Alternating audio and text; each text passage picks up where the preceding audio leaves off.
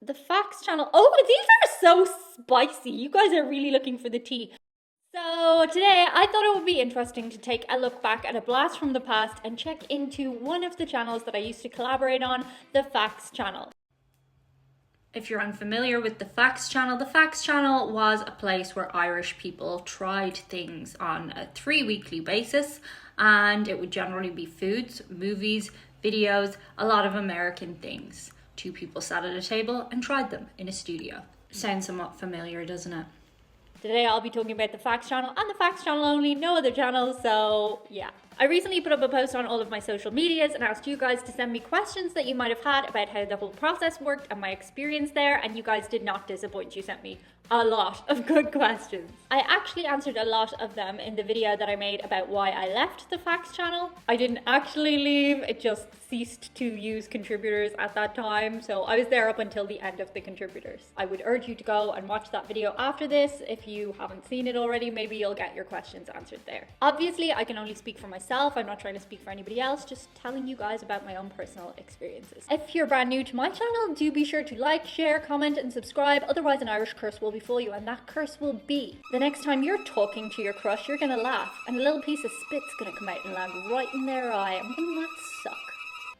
So like, share, comment, subscribe. So yeah, let's get into your questions. The first one we have is from Kimber, and she said, who the heck thought of eating stuff for entertainment and why does it work so well? Okay, so when the channel first started, it was originally sketches, and I was an actor at that time, and my friend Jordan was working as I think he was like one of about 3 producers at that time. Over time, it evolved into Irish People Try Stuff because other channels were having big success with that format. As far as I know, a big inspiration for the channel was at that time BuzzFeed. BuzzFeed was referenced a lot. Not that the channel was in every way the same as BuzzFeed, but just that trying things format was, I think, primarily where the idea had come from. Also, there were other channels doing it at that time too, but to go hardcore at the Irish People Try specifically, that was what they wanted to do. As to why it works so well, I don't know. I guess people just like to see other people try things that they're really familiar with and find them interesting and see what they would feel like if they were to maybe try them for the first time too. You tell me below in the comments. I don't know what makes it so interesting. This one comes from Maureen. Also, Leanne and Donnie asked similar questions. A few people asked questions like this. What was your favorite and least favorite video from Facts channel? My favorite, there were a lot of favorites. My favorite videos were always the ones that were a little outside the box. Anytime you left the studio, that was always super fun. The one that really springs to mind is beer pong. That was a hilarious video. We had so much fun doing that video, so I want to say that's my favorite, but also the very first video I did in the Irish People Try format was a favorite for me. I think it was Irish People Try Tequila for the first time with Dermot. That was definitely one of my favorites, and it was like one of the very first videos that I ever did. My least favorite video, I want to say it was Irish People Try Fruities. It was when kind of things had started to things were changing at the Facts channel, let's just say, and the quality of what we were trying was at an all-time low, and we did Irish People Try Fruities. If you don't know what Fruities are, they're just a generic chewable sweet, and there's not much you can say about a generic chewable candy, really. Like, it is what it is. It definitely wasn't down to the people involved with the video, it was just the subject being Fruities. What can you say about Fruities? I did it with Darren, who was always one of my favorite people to do videos with. He was very funny and we made the most of it. I feel like we made it into entertaining content. I'm presuming they're the exact same but a different colour. It was just really tough. It was like an uphill battle to make Fruities interesting. How long would a typical shoot take? I'm guessing a few hours. That comes from Jason, and also Nicholas asked that. Actually, it didn't usually take a few hours. If it was just a studio video, we'd have an hour allotted to the video, but usually it would take maybe 40-45 minutes to shoot a video. If it was out of studio, obviously those videos took a lot longer. That was a whole different ball game. Or if you were watching like something very long, so for example, a movie, then obviously it would take the length of the movie and some to interview you before and after. Did you have any say in what you would or wouldn't do, or did you sign up and it was anything goes, minus allergies of course? And that comes from Kim. That's a good question. Until we got there and we read the title, we didn't know what it was. And sometimes if it was a vague title of a video, you still didn't know until you were in the room what was going to happen. And that was like a large part of what was fun about doing the videos. The way you were chosen for a video was each producer would choose the 6 people that they wanted in their video. And yes, it did help if you were friends with a producer. I actually got on really well with the majority of producers, so that worked out in my favor. And to be fair, they didn't always pick their friends. A lot of times they would pick just people they felt would be entertaining in a particular video. Or at times, if somebody couldn't show up, you were just called last minute to come in and you were stuck in a video and the producer didn't necessarily want you in their video, but you were in their video. They were stuck with you because you were just available at the last minute. And I was always available at the last minute because I was an actor and I had a lot of flexible jobs and I literally lived 5 minutes from the studio. So I got more videos that way. To be fair, I also prioritized doing videos. I would drop a lot of things last minute in order to get in because the exposure doing the Facts Channel videos was good. The producers and the 2 heads of production pretty much knew everybody's personalities and knew what they would be good for and what they might not want to do. So for example, like there was a video that I didn't really feel I would have been suited for. It was called Women Try Weird Vibrators, and more power to the women who did do that video. Very liberated, very comfortable in themselves and not afraid to put it out there. I actually admire them for doing it. It just wasn't something I would have been comfortable doing. I actually thought it was a brilliant video when I did watch it. I didn't want to be a subject in that kind of video, and the producers knew me well enough to know I wasn't going to want to do that. How many episodes did you typically shoot in any particular day? And that comes from Brian. We would generally just shoot 1 episode in under an hour. As contributors, it was definitely something we talked about. We felt there was a better way that they could maybe structure us coming in, because you'd just be called in for a random video, whereas we kind of felt as contributors it would be way better to do like a couple of videos all at once, but it didn't work out that way. So you'd get a text message and they'd say, "Hi Diana, are you available to come in this Thursday from 2 o'clock to 3 o'clock?" And you'd say yes or no, and then you were in. Usually that worked out okay because you could go on your lunch break if you were working in the city centre. So yeah. Was the food ever hot when it was supposed to be? It was. Yeah, so the practicalities sometimes of getting food from outside brought into the studio did mean we were not getting it at optimum tastiness. There was a chef who worked as a freelancer for the channel, but generally he would come in, make the food and leave, and then there'd be the 3 hours of the shoot and the food would just go cold, but they put it in a microwave. Yeah, a lot of the food we had was cold and didn't taste as good as it maybe should have, but I think most of us tried to make allowances for the fact that we weren't eating like fresh food and would count that in our scores or whatever way you were rating it. So yeah, sometimes it didn't get as fair of a bash as it could, but that's just the practicality of having to bring food from the outside in and not having a chef there 24 hours a day, because that would be really expensive. Did you ever get sick from anything you tried? No, I don't think I ever got, I did not like the meatloaf, but I don't think I ever actually got sick. No, I never got sick.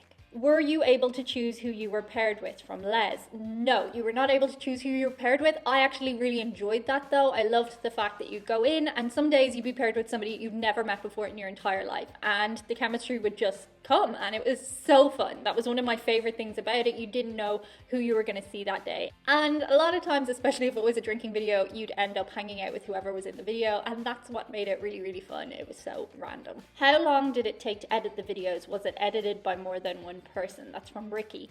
I didn't edit the videos. I was not a producer, so a producer edited their own videos. Now, I'm only going to speak in second person here because, again, I wasn't a producer. I don't know firsthand. I just know what kind of people told and how I remember it. So the producers would edit their own videos, and I think generally speaking they did 2 videos a week. Sometimes they'd end up shooting more, and that's where a backlog of videos would come from. There was usually a backlog of videos of about a month, 2 months, so when you'd record a video you wouldn't see it for another month.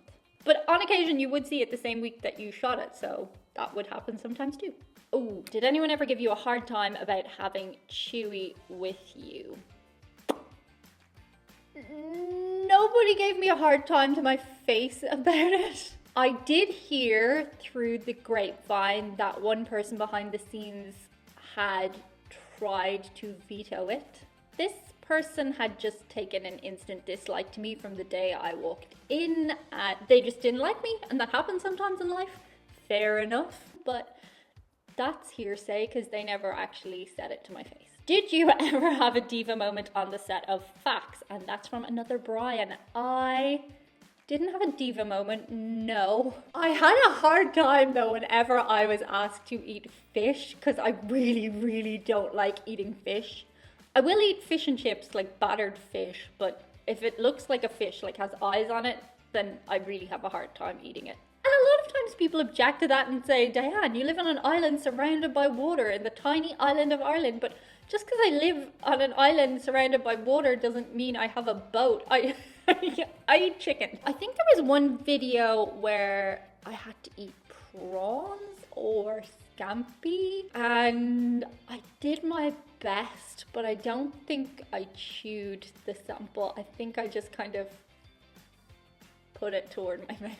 I did hear of somebody who would frequently go in and say that they didn't want to eat the things that they were asked to eat. They were brought back a lot though because they were entertaining, so I can't say there was anybody who had diva behavior at the Facts channel though. Ooh, what did you get paid? Was it more when a video hit 1 million views?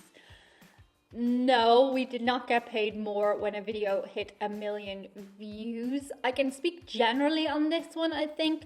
Generally speaking, a contributor would get €30 per video. If it was a larger video outside of the studio or was gonna have you in studio for more than an hour, you would generally get €50. So nobody was doing the videos to get rich. We got something else out of it than money. The Facts channel, oh, these are so spicy. You guys are really looking for the tea. The Facts channel had their own cliques as certain people had issues with each other. Did you find this hard to deal with, Vic? As with any group of people, you're going to have cliques. I mean, businesses have cliques, schools have cliques, universities have cliques. If you have a large group of people, not everybody is going to get on with everybody else. So yes, I was part of a clique. I had a group of friends that I hung out with more than other people. Did I dislike anybody? No, I actually didn't dislike anybody. Did some people dislike me? Yes.